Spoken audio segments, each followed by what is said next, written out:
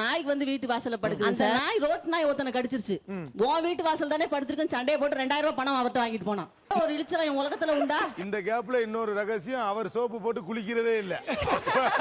நீங்க தான் அந்த சோப்பை அவர் முடிக்கிறது. காக்கா குளியல் தான். காக்கா குளியல். போறதும் தெரியாது வர்றதும் தெரியாது. வீட்ல வந்து சோப்பு தீந்துருச்சுன்னா சோப்பு வந்து தீருதுன்னு வருத்தப்படுறாரு. சோப்பு தீருதுன்னு வருத்தப்படுறாங்க.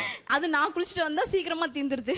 சோப்பு வந்து ஒரு ஃபர்ஸ்ட் டே வந்து ஹமாம் இருக்கு இல்லைங்களா, உள்ள போயிட்டு வர்றப்ப அந்த நேம் இருக்கு. அடுத்து குளிச்சுட்டு வந்தா நேம் இருக்கு. ஒரு மனுஷன் பாத்ரூமுக்கு போய் கவனிக்க 1000 விஷயம் இருக்கு சார். சோப்புல பேர் இருக்கா இல்லையா?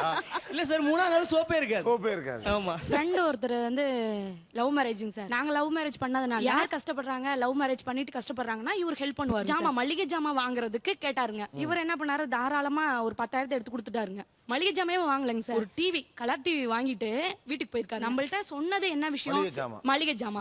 ஆனா அவன் வாங்கினது என்ன? Colour TV. அதனால நீங்க கேளுங்க இதுல என்ன இருக்கு அப்படின்னு கேட்கவே வேணாம் அப்படின்னு விட்டுட்டாருங்க சார்.